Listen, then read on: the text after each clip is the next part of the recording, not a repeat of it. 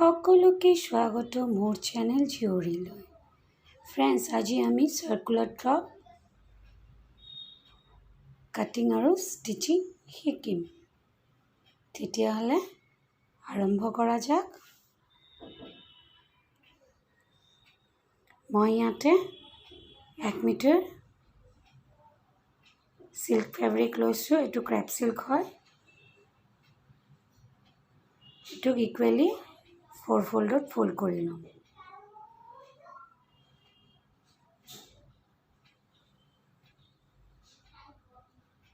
এইটো বন্ধ ছাইড, এইটো খোলা ছাইড। আমি বন্ধ ছাইডৰ পৰা মেজাৰ কৰা আৰম্ভ কৰিম। চেণ্টাৰটো বন্ধ ছাইডত ল'ম আৰু চাৰ্কেলটো যিমান হ'ব, লেন্থত যিমান আছে 20 ইঞ্চ আছে, আমি চাৰ্কেলটো 20 ইঞ্চ ড্ৰ কৰি এটা চাৰ্কেল বনাই ল'ম।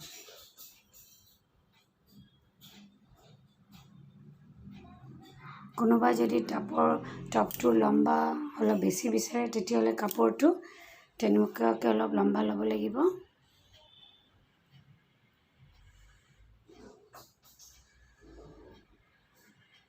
পুৰা 20 ইঞ্চিৰ এটা চাৰ্কেল আমি ড্ৰ কৰি কাটিং কৰি ল'ম।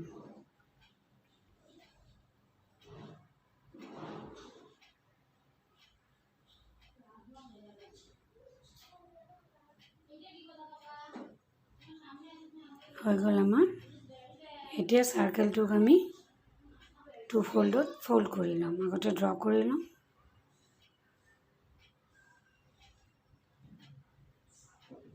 আগতে 6 ইঞ্চ, তাৰপিছত 4 ইঞ্চত আমি এটা মাৰ্ক লগাম।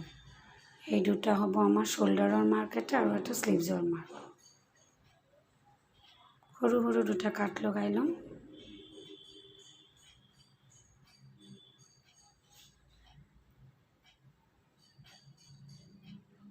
এতিয়া দুটা পাৰ্টৰ চাৰ্কেলটোক দুটা ভাগত ভাগ কৰি ল'ম।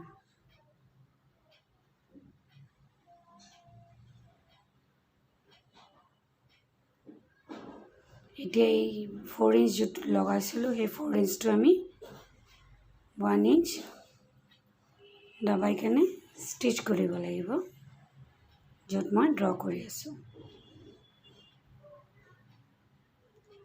তাৰপিছত এনেকৈ আমি ফল্ড কৰিম। এতিয়া সেই 4 ইঞ্চত আমি আগতে 4 ইঞ্চত 1 ইঞ্চি ডিপ কৰি আমি ষ্টিচ কৰি ল'ম। কিয়নো আমাৰ ফল্ড কৰাৰ কাৰণে কাপোৰ লাগিব, সেইকাৰণে আমি 1 ইঞ্চ লৈছোঁ।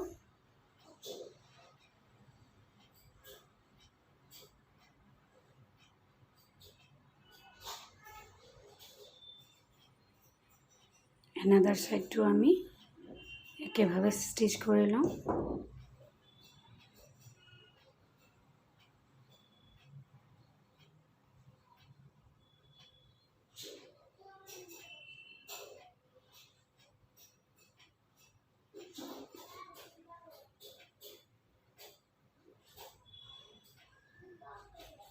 এতিয়া এই কাপোৰ দুটা দুয়োফালে আমি ফল্ড কৰি ষ্টিচ কৰি ল'ম লম্বালম্বিকৈ।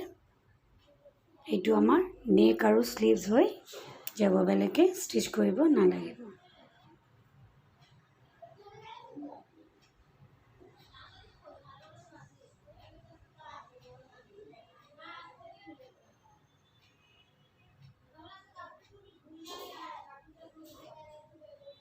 কোনোবাই ইচ্ছা কৰিলে এইটো জিগজেগ মেচিনেৰেও কৰিব পাৰে, দেখাত অলপ শ্ব' আহিব।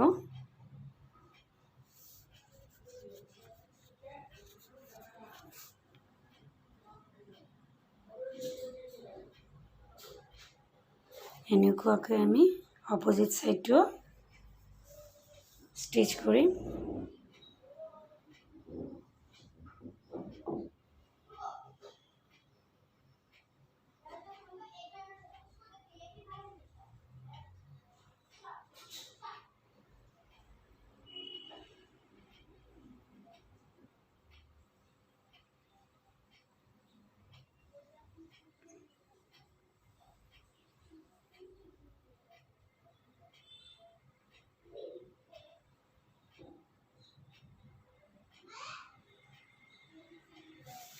এইটো আমাৰ নেক হ'ব, এইটো শোল্ডাৰ।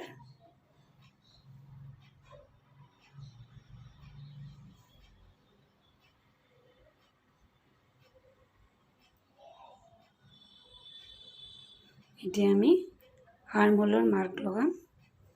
কাপোৰটোক আকৌ ইকুৱেলি 4 ফল্ডত ফল্ড কৰি ল'ম আৰু চেষ্টেৰ মেজাৰমেণ্টৰ একৰ্ডিংহে আমি আৰ্মহোল লগাম। তো চেষ্ট যিমান আছে তাৰ লগত 1.5 ইঞ্চ এড কৰি আমি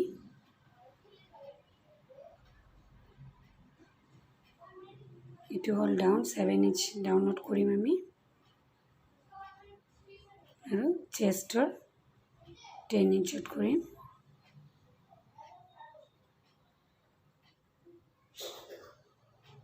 আৰু তলত হিপছৰ মাৰ্কো 10 ইঞ্চত লগাই ল'ম। ভিডিঅ'টো পচন্দ হ'লে মোৰ চেনেলটো ছাবস্ক্ৰাইব কৰিব, লাইক কৰিব। এতিয়া গোটেইকেইটা মাৰ্কত মিলাই দিম।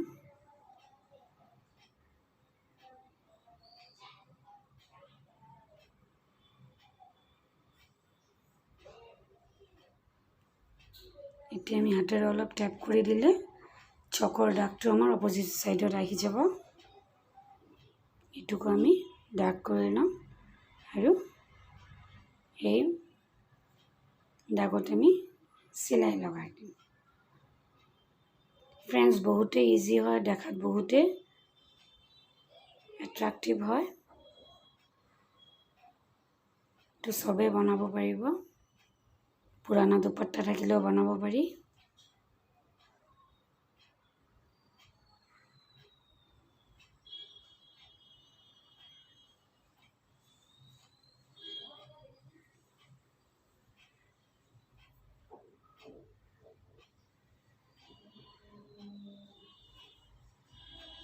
আমাৰ টপ অলমষ্ট হৈ গ'ল।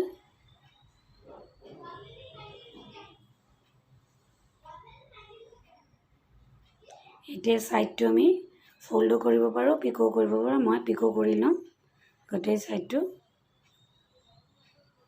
আৰু ইয়াতে আমি বটন এটাচ কৰিম। এইটো হ'ল শ্ব'ৰ কাৰণে, কোনোবা ইচ্ছা কৰিলে হেণ্ডৱৰ্কো কৰিব পাৰে। মই ইয়াতে বটন লগাই ডিজাইন বনাই লওঁ। লাষ্টত আমি তলটো পিকো কৰিম।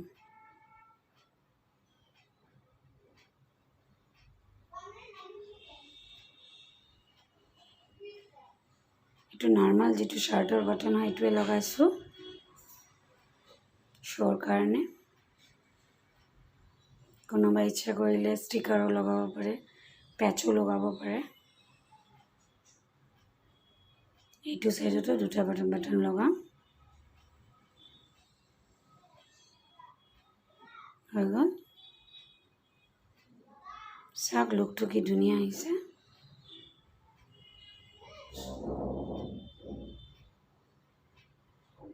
এতিয়া আমি তলটো পিকো কৰিম।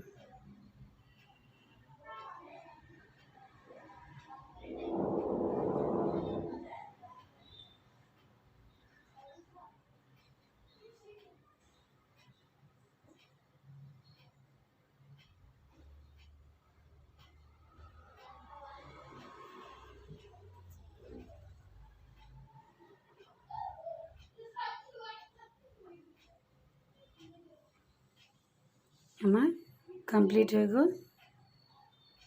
এইটো কমপ্লিট হোৱাৰ পিছত লুকছটো এনেকুৱা আহিব।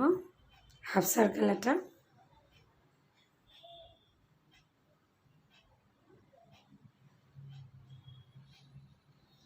পিন্ধাৰ পিছত এনেকুৱা হ'ব।